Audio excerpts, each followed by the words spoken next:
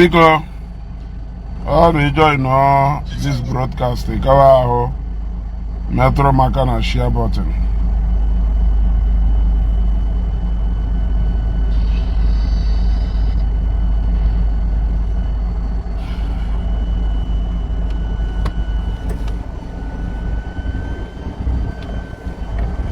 Go Metro Makana share button.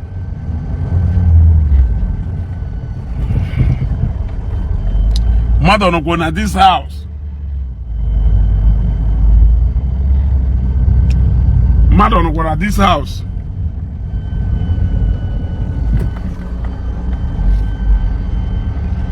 Oh, na enjoy no. Imeto baka na share button.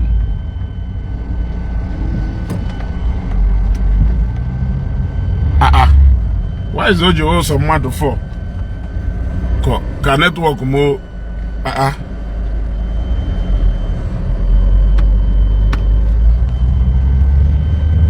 Because when you join, no, I met my share button.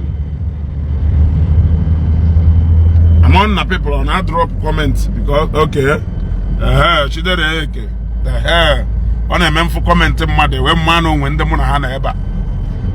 One day hammer, nchole pay about that. Umuwoke, unepochi unam. The other go, unabado na maja. But on when one day Haman needed Apia, the other go, I know according to the inspirations to Abia. Emana Eguacha, and you work or Wakam or Indiaka metal when Waja, or see the okpu inspiration. The other go, so this one get that, Nchoriku get our inspiration, Bialo. She did a dalo. Because when he share about this video, Kabao share this video. You order then Kabao phone like this video.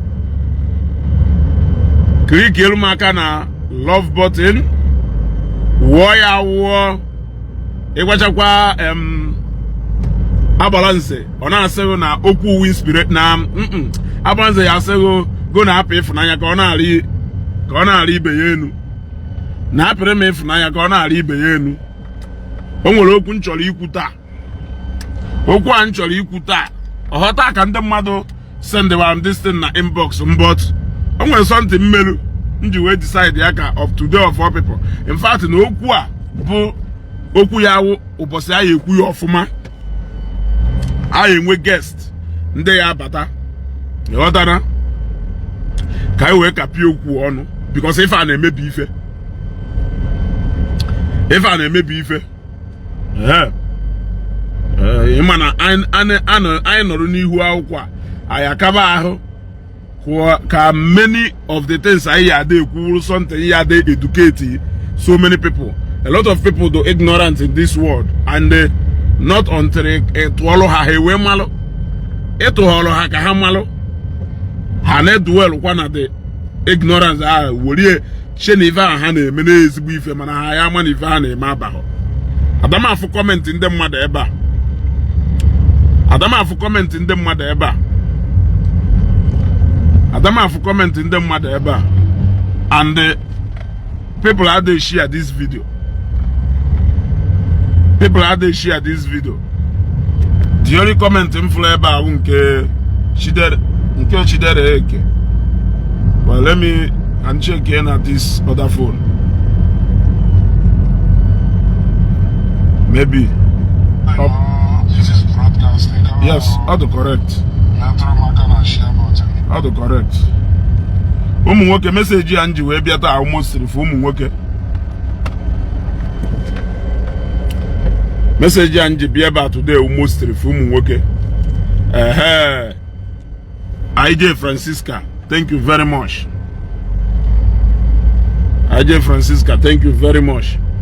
Message Anji we be about ata for nwoke. Mana for mmadụ ebe a. Afụkwa mmadụ ka ndị na-egara isi na makpọ ha mmadụ. Even me nụrụ na afụbụ numbers ebe a. Ka anyị wee nwee ike gaa n'iru. Greetings from Spain. Thank you, Prince Chike. Prince Chike.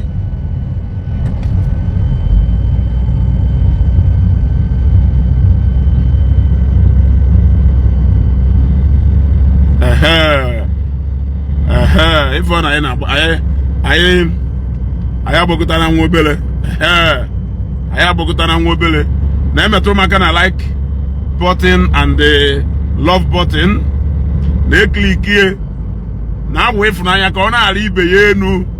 Ụmụ nwoke unu ka m bịa lọta ata unu ya egbu m egbu na-egbuo m, unu ya abado m ajụ na abado m aja, mana ụmụ nwoke ndị ya egbu m egbu ọ bado m aja n'ife m na-ekwu wunde this particular thing na-achọ ikwu megidolu maka onwe ndị o megidolu masị unu onwe ndị o megidolu, mana ndị o megidolu ya achọ ụzọ ha esi wee crucify m. Mana ndị o megidoho ya ama na ife m na-ekwu udo mma, because in this life asịrị ịmara ife ya wee mee egwu ọ ya adịghị mma, emekwana ya onye ọzọ. Waja kwuru na program nye taa na ọfịa na-asọ nkata na nke ikpeazụ a na-ebuzi elu.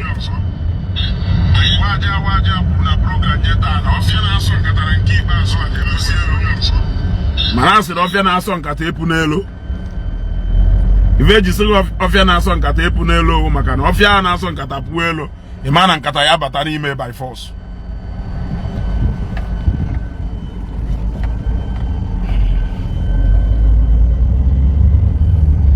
Biko ụmụ nwoke asịrị nka ngwa ụnụ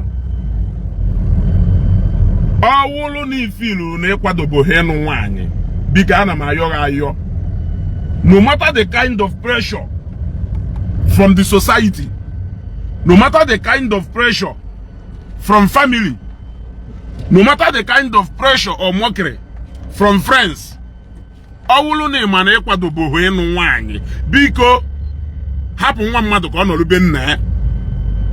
Hapụ nwa mmadụ ka ọ nọrọ be nna ya. Ana m etie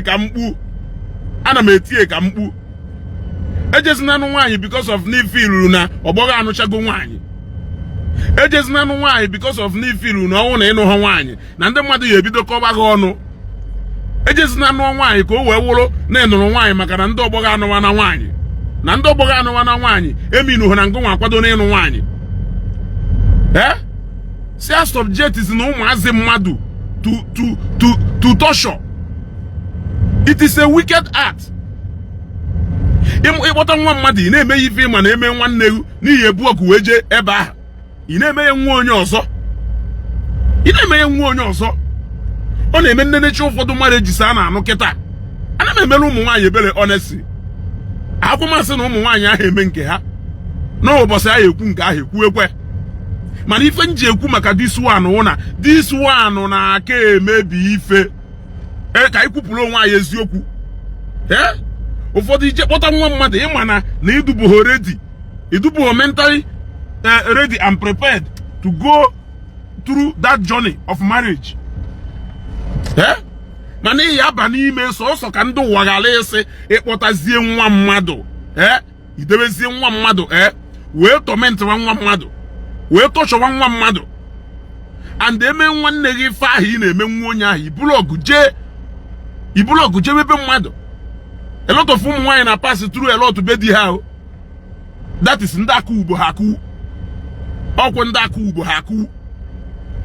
Afụ nwoke boy adeti nwaanyị ife ishe na ọdị mkpa ibe ka ya na ya na-anụ ọgụ.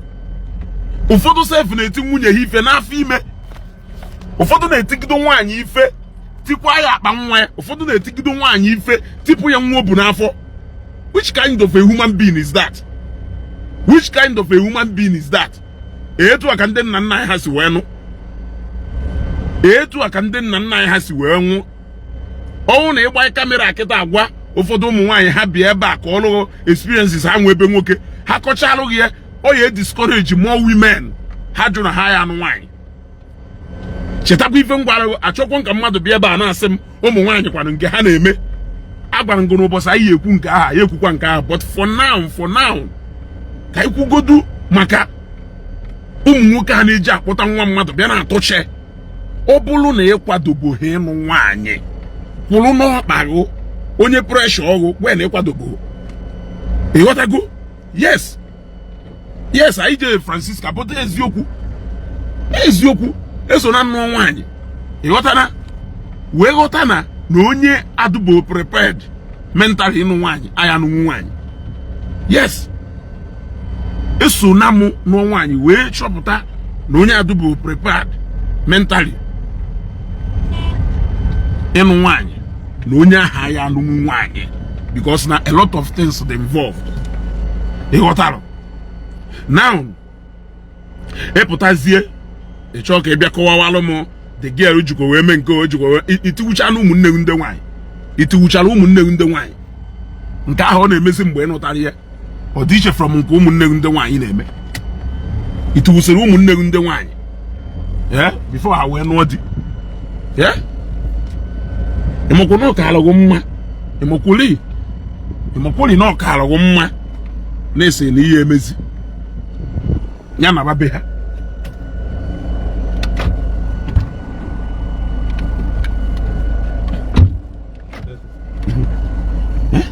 mokwu na ọka alụgụ mma na ikwuru na ihe emezi ya na babe ha karịa ama na ịdajezi nwa mmadụ tiwe ya ife nkọrọ gị akụkọ ụfọdụ ụmụ nwaanyị na-apasị tụrụ ube nwoke ịmara na ụfọdụ ife a na-anụ kịta ahụ dị marriage mmụọ na mmadụ gụnụ.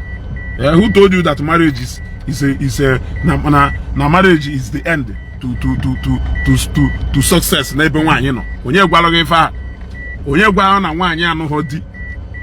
Fụ ụmụ nwaanyị ka m na-ekwukwo ebe ofe ogeri esi na-apụta ebe ofe ogeri esi na-apụta and emechara nchọpụta na ụfọdụ ụmụ nwaanyị na-amacha characters of ụmụ nwoke a na-anụ ha na-emeghe ife a because na mgbe gụ na ya na-edeti na ọ na-eti ya ife mgbe gụ na ya na-edeti ịma na ọ dị so irresponsible but iji maka love chene nụzie ya na ọ ya echenji. Onye gwara ya nọkọta mee ka esi bụ ibezie n'ụlọ? Onye gwara na ọ ya echenji ịnọkọta esizie nnụnụ bịazie wụrụ anụ a na ya efezi n'efe? Onye gwara oje ṅụwa Igbo ṅụchi Igbo bata owolugwu wee merụ punching bag owolugwu wee merụ punching bag efukwa ebe ụfọdụ families ya ada sọpọtụ nwa ha nwoke ị na-asọpọtụzi nwa ahụ nwoke n'ife ọ na-eme nwunye ya eme ihe nwa nkewu n'ebe o jere ije di ya like ya o mee ihe nwa nkewu eme ihe nwa nkewu n'ebe o jere ije di ya like ya. Ịma na agwa m na achọ ka ụfọdụ okwu na ụka dị n'ụwa na ịma na onye ọ na ya ebido live by his or her own principle. Don't just say it, live by it. Ịghọtana? Live by it. Ịpụta ife nwaanyị anya ya zee etu a ọ bụrụ nwa mmadụ tirie ihe ọ bụrụ nwoke tirie ihe all in the name of marriage because na ịchọ ka ịnụọ nwaanyị ka i wee please ndị mmadụ ịnụọ nwaanyị ka i wee meet up with ọgbọ ịnụọ nwaanyị ka i wee mụta ụmụ ya nọchi anya na-edebere nwa nkọbụ nwee nitin idebere mana ị na-achọ onye ya abịaza afa afa na-eme gono do so special about afa ihe ejije kpọrọ nwa mmadụ subject ya to mental torture and ụfọdụ ụmụ nwaanyị anobe di ha na-eti ife ihe bụrụ akpa na ụfọdụ ụmụ nwaanyị anobe di ha na-eti ife ihe bụrụ akpa na ka efe ka na ebe ahụ eme ị na-achọ mgbe egbuolu ichere ogbuo na ọya nụ nwaanyị ọzọ ichere ụbọchị o tiwuru na onye jenụ nwaanyị ọzọ ị nwere ike complain uru m na di gị na-eshit on you, I can advise you. Nwere ike complain na di gị na-eme so many things, I can advise you. Ị nwere ike ịgwa m na ọha akpata nri ebidogodu mba ihe jogo kere ife ọ na-alụ onwekwere ife ọ na-alụ na ọha emerụghị ife ajụgodo edukonuchon onwere nke ahụ dị iche mana ịgwa m na nwoke na-eti gị ife ịkasukere ebe ahụ sị m na ịkasukere ebe ahụ sị m na no love na ozugu ka a ya eburu bụ na be nna ya na ozugu ka ọ ya ada very soon etu ka nke na-eti nwunye ya ife si wee tigido nwunye ya ife tigido nwunye ya ife tigido nwunye ya ife tigido nwunye ya ife ndebe the girl wee bịa kpọrọ the girl o wee sikwa n'azụ bịakwa gwagidokwa the girl okwu the girl wee kwe wee nachigatakwa mgbe the girl na-anachigata ndị mmadụ na-agwa ya chekikwa ọfụma ọma nachiga mgbe ahụ ha na plan ịnachiga ka datụmanụ bịara one day ife a na-agwa ume na Nnewi ka the man bịara one day wee bịa bulie si na onwere ebe ọ chọrọ ka ha jee ha wee luo ebe a o wee cheweta girl acid. Yes, o cheweta girl acid. The girl nwa acid bata the acid kwewuo ye. Yes, ụfọdụ ụmụ nwoke do that heartless ha enwe mana asido ọkwari ụmụ isi akpụ niile ajuru na akpagharị ọkwari ha ya abịa ga ọ ga-abeg. Evangelist Ebeleze said some married because of the guy's money. Yes, nke ahụzi nke ya wee mee onye ka nji wee sị hapụgodu na the part of ụmụ nwanyị a ekwu nke ahụ. Yes, ụbọchị ya agwakwa ha atụkwa ha ọdụ n'ụdị nke ha. mana ife na-agwa na nwoke je kpọrọ nwa mmadụ na-eti ife, you don't have any justification whatsoever to lay your hands on your wife. Iti usichara ụmụnne ndị nwaanyị, ọ bụrụzi nwaanyị ka ụmụnne wo ha na-eme ka nwoke, ha eme ka nwaanyị. Ịmarụ kwetu a isi wee tọrọreti ha, kwetu a tọrọreti nke nụrụ n'ụlọ gụ na ya ebiwe ife iluo na ya tọrọreti zunwe burie tii na moto tinye na machine gbaarie moto kpọnarịa ndị mụrụ nwa etiwuna nwa mmadụ na ọhụ ngụ mụrụ. The rate of domestic violence is too high, especially among ụmụ okorobịa kịta. Ị na-eme na ngụ na-eweka ichi iwe ọkụ. Ị na-eme na ngụ na-eweka ichi iwe ọkụ. And agbụgo ngụ na ife na-aka ọsọ ewu na mmadụ akwadobeghị ịnụ nwaanyị o jee nụọ ya because of one reason or the other. Ụfọdụ ga-eji nụta nwaanyị because na ha wofu nwa, ụfọdụ ga-eji nụta nwaanyị because na ọ wofu nwoke. Ị chọzi ịma na onye ahụ adụgo prepared ishi at one bed with somebody, na ọdụgo prepared self ishi everything about life with one person. Ụfọdụ self do angry about themselves. Ije nụtazieri nwaanyị ịma na ọ etuwu onye ahụ etuwu. Ezugo, I'm coming to marry your sister. Mmenene ya akwụkwọ na ịbịa. Mmenene ya akwụkwọ na ịbịa. Nene ọnụ gị ebe a ma na akpọkọlosi itiwuolu nwanne m. Biko, amaka eme ọ dị. Mana ife na-ekwu eziokwu na. Fe na-ekwu eziokwu. A lot of ụmụ nwaanyị ya awụ osibe nne na nna ya pụọ. O jezi ebe nwoke na-akpụzie n'ọkụ mmụọ. Ụfọdụ ụmụ nwoke anọ kịta enweghị akọ na uche mmadụ. Akọ na uche kọrọ ha akọ. Denu ndị nne nwaanyị na ndị parents ka hapụ ikwu ndị nne nwaanyị, ndị parents ife ya wụ unu mụta nwa nwoke na-enye nsogbu, unu mụta nwa nwoke na-akpa aghala, unu mụta nwa nwoke achọghị ịbara onwe ya uru, unu edebe ahụ na anụtarị ya nwaanyị abịa mezie ya ọdụ responsible maka ndị mmadụ na-afụ nwoke ọhụrụ na nụrụ nwaanyị as onye n'ọdụgo responsible. Unu edebezie ahụ na mgbe anụtazirie nwaanyị o wee duzie responsible gbuwe na ụmụ mmadụ. Unu amụghọ na onwe ife mere nwa ahụ nwa unu ji anụta na unu so na ndị conspire wee commit that igbu mmadụ ka m ghara ikpe n'oyiwo. Ọkwụ na amụghọ na aka unu dị na ị na-eji anụtarụ nwa ahụ nwoke na-akpa aghala nwaanyị maka na nwaanyị na-agwọ ndị ala. Ọkwe nwaanyị ahụ ije nụtara ya gwa n'onwe psychiatric home, ọ ya ejewu nwa ahụ webe ala, ije chọọ nwa mmadụ ihe eje kpọtara ya ka o si ihe n'ọkụ ihewe nwa mmadụ, all in the name of na ọnụta nwaanyị eme ya ọkpaka isi ọnụ.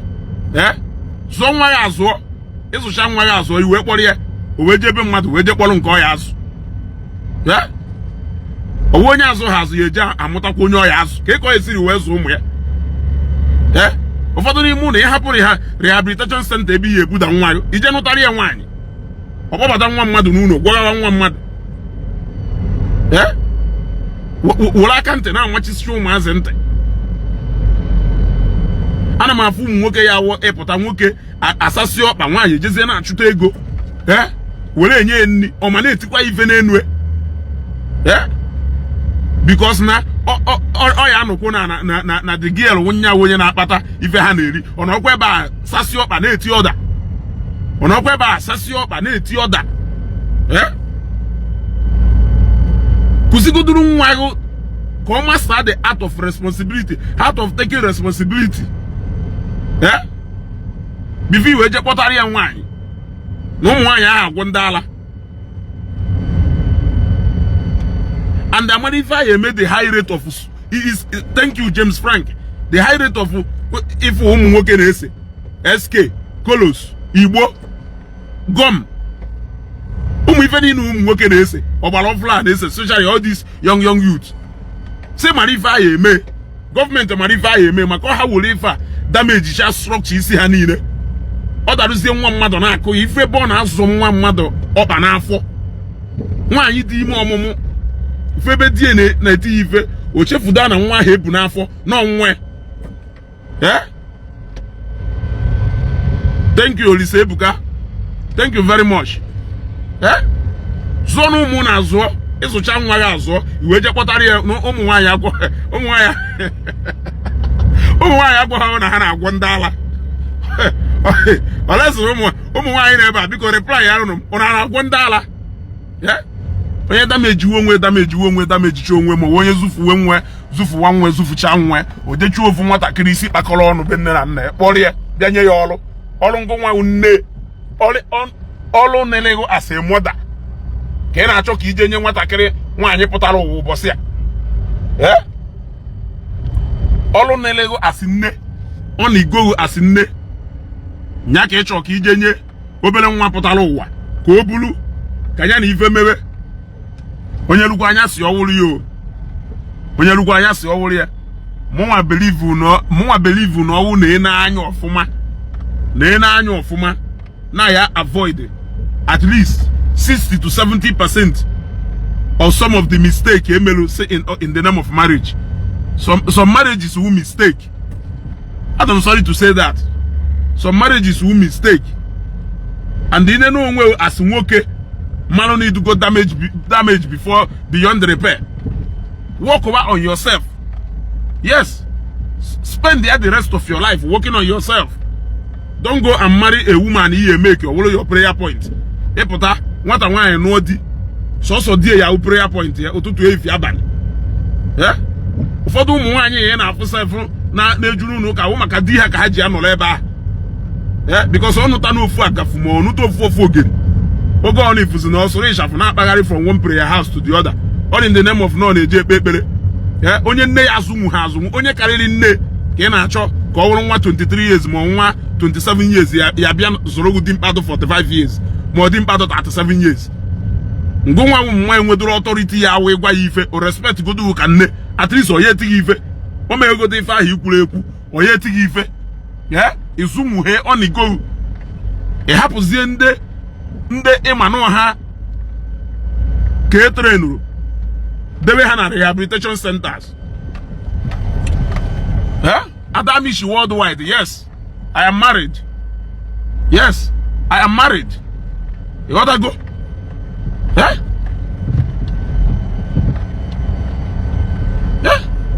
You gotta go. Enwere ebe a na-akpọ rehabilitation centers. Ndị parents ụnụ amaghọ bịa ka nje kuzielu mma in fact mma volunteer je na-egosi ụnụ ebe rehabilitation centers ya bụ kpọrọ nwa ya ukpoje ya ebe ahụ ka e train go die ka isi echikọta ọfụma before iwe kpọrọ nwa mmadụ kpọ ihe ụfọdụ nwa ya ịbarị ya mba ọkwa agha aka ọ na-akwa ngụ nwa mma ya aka nọọsụ obere nwa ije nụtarị ya ka nwa abịa train oye ka nwa abịa mee ya ka isi kpakọ ya ọnụ ka nwa abịa mee ya ka isi kpakọ ya ọnụ ọ bịazi ogbuo nwa mmadụ eburu ya ebuna ọ bịazi ogbuo nwa mmadụ. Ụfọdụ ụmụ nwaanyị efu nke ọwụ ọdụ 30 years ọ ka na nka ụfọdụ ifu nke nwa na ọdụ 27 years na ọ dị mgbe ọdụ 24 years ife na 27 years ọ ka na nka do old. Onye gwa ahụ na iwurere iwu na asụ nwoke na ya anụrịrị nwaanyị ọ na edubo prepared to take somebody's daughter in. It's not must that n'ihi eme ya ọwụlọgono. It's not even must. I'm not even talking about providing for your family now. That one to out. Yes, I'm talking about it treating one mother. Treat go there as na. Yeah, treat go do handle go do one mother with care. Handle go do one mother with care before we now talk about providing for your family. Yeah, nka we kpọta nwa mmadụ na-treat ya ka animal. Ị na-treat ya ka asị no slave ije kpọta nye ije na shelf ebe a na-eri ife ruo golu dị akwa so ntụ sọrọ ka ihe esi wee yi dị akwa ihe ki ado for dị akwa dọka ihe jekwashie button ye dọpụ ihe akwa ihe button no iyiwe yo okanka ishiri ya gafuo n'ilo. This topic, I just shock and make foundation on this topic. Otherwise, 8 o'clock this night, I appear the Monday hammer proper.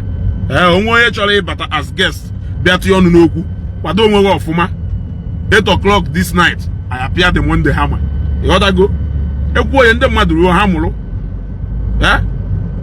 Nke power figure, batch of figure. Other guy say, no, agana hoane, or large apostle, Japolo from what I'm like, Bobatanuno. Warrior now, Utoko, and their fish of that gear. Destroy your fish of that gear complete.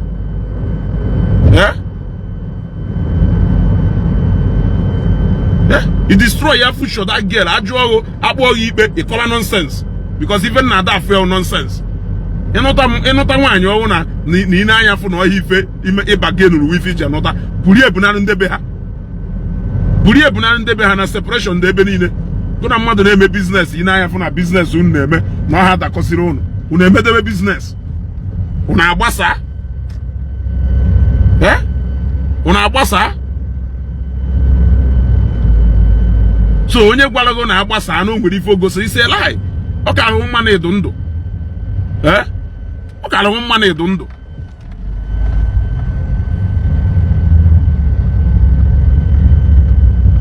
aha pashi marriage apashi o ndị ọrụ na-akụziri ndị mmadụ na apashi marriage. Look at Osinachi. Just look at Osinachi. Today I know that I enjoy egwu ni no kusiri. But where is she? A very fine talent. A very fine talent. Ofu agafu somewhere. End there just like that. Ofu agafu iku wanke egwu na arie. They end the life of a bright lady, woman, not like that. All in the name of marriage and love. Love bakwoko. Upon nonya way neja alwolo. They provide for the family. Still, on atakwafu. Thank you. O deserve lowo. Ide ti ifo gona. Onye chagu ni ili ju afọ iwe nwe mozu iye ju eti ife. Maka ifo fodu nwoke na-eme. Ụfọdụ ụmụ nwoke nke du lazy mana no mecha n'ife niile ọnọ oje kpọbata nwaanyị ọ ya atọ ọnụ tu kedu ife mma akpọ oje chọọ nwa mmadụ kpọbata ifuzie nwata nwaanyị ọ na-alụ ọrụ ọ na-alụ ka ọ ya egbu onwe ọ na-eme biznes ka ọ ya egbu onwe onye nwetu time take care. Ụfọdụ amụstacha ụmụazị agasazielu nwaanyị wozi isi na-eje ije na ọ na-azụ ụmụazị. That is wickedness. Ịmana ife ịma na-eme nwanne nwaanyị na ọ ya dụ ma emere nwa onye ọzọ. O nwere ụfọdụ ụmụ nwoke ediserve bụ onye nụ nwaanyị ọsụkwenye ahụ n'ọdụ 40 years sụkwenye ahụ n'ọdụ 50 years hapụ na ya oluo 70 years decide ịnụ nwaanyị nyejekwa nụrụ onye du 68 ha forget ịmụ nwa ha nọrụzie ebe ahụ mewe onwe ha love ụbọchị ha nwụọla enyi ya ọ na-eje anụ nwaanyị ya anọchi nika 5 short 5 trouser nap polo ebua na wash inwere ya na shoe ụfọdụ n'ime atakasịcha n'ala unu na-eji anụta nwaanyị unu ya hapụ liability ụmụazị unu ya hapụ liability ka edi ise na emụstachara ụmụazị zụọ ha azụ onwe ife na-aza na try your possible best ka ezu ụmụ onwe ife na-aza na emụstara ụmụazị hapụ ha ọbụlọdụ nya ahụ the reason eji wee mee a lot of street kids here and there ọ na-contribute to high rate of criminal activities enwelu in our society today because of ụmụazị amụstachara amụsta expose her to the society intentionally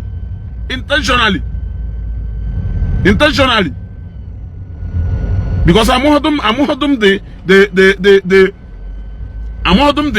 logic do behind nwoke enweghị ife ọ na-alụ jenu nwaanyị ijenuzie nwaanyị na-enụ nwaanyị asịrị na nwunye uye ebute ụlọọkụ ijenuzie nwaanyị na-enụ nwaanyị ahụ pụta osi na Ministry of Work wee wetara gị ọlụ ka ijenu nwaanyị na nwaanyị ahụ Zenith Bank ya wepụta ijezie widoro ego na wee bido biznes onwere ife ị na-alụ asịghị na ebe ọ na-egbani ya na ịchụta ha ego ọ na-egbani ya na onwe ife na-awụ ọkọrọ gujezie nụọ nwaanyị na lọkụ wo mark ya wuche lọkụ nwunye na o nwere ike mepee elu ụzọ ka logik dụ na ịkwadoro jebe ime afịa ije goro ife iji ha ego a na-agwazighị na ị nwere ike iruo n'afịa fụ onye lọkụ go na emachịrị ego ihe eji wee goro ife apụta sekwụsị that nonsense nwe ife dị iche na mmadụ na nwere ife ị na-eme na-enụ little money ịmazie na o nwere ike ịnụọ nwaanyị ịma na-ejizie little money ya ife ma woluo ibu unu wo 10,000 na-esi ofe unu ewere 3,000 sichara nke unu rie unu na-ama na-eji onwe unu until ụbọchị Chineke ya emepere unu ụzọ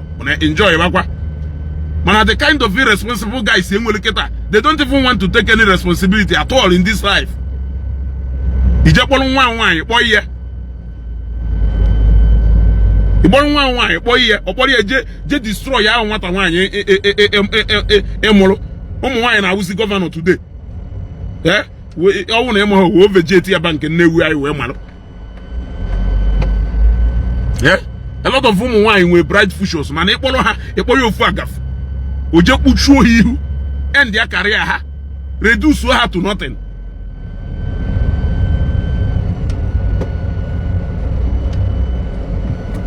Ịpụta ifu ofu nke na-terrorize community anọkọta nne na nna asị ka eje kpọ nnọtarị ya nwaanyị na o nwere ike ma ọ wụrụ onye ọ na-eme enye ego ka o wee mee business o richa asịzie ewu ka eje nụtarị ya nwaanyị ka enyezie nwunye kama ọ ya wee nyekwa ya ọzọ oricha ka eje nụta nwaanyị nyezie nwunye ịnụtazie nwaanyị nye nwunye o weruzie iwe ịnụtazie nwaanyị nye nwunye o weruzie iwe ọka ọwụ nọ nwunye ka enyeziri ego ka o wee na-echizi dị ledi ọnụ n'ala ife na-awụ ife enidere ịkwụsị ọwụ na nwa ahụ na-awụ yara n'ụlọ ọ chọrọ ịbara onwe uru kpọrọ ya kpoje na rehabilitation home. Ọwụ na nwa ahụ na-ese Igbo na-ese gay na-akpọ gọm na-ese kolos ifiluo na ịnụtazie nwaanyị ka nwunye kọntrol oye kpọje na rehabilitation home na ha ka nkụ na ụmụ nwaanyị ahụ agwụ ndị ala ụmụ nwaanyị ahụ psychiatric home ebe a na-agwụ ndị ala a na-ekwu ya ọtụkọ na-ama ife a na-ekwu mma end program akịta ka nje ebe m na-eje mgbede ebe 8 o'clock we continue. Ụfọdụ ụmụ nwaanyị na-ata afụo nwere ụfọdụ ụmụ nwaanyị ya ahụ ha kọrọ ife a na-afụ na marriage ịgba n'aka.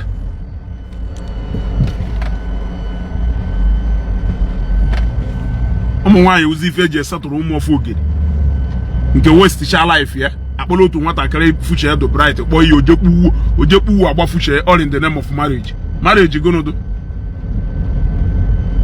Biko m end this program now ka m nwee ike gaa army checkpoint na-aga hapụ channel ha ka m na-evidio 8 o'clock this night I akụọ proper Monday hammer on this topic. Daalụ ka ụbọchị taa mara anyị.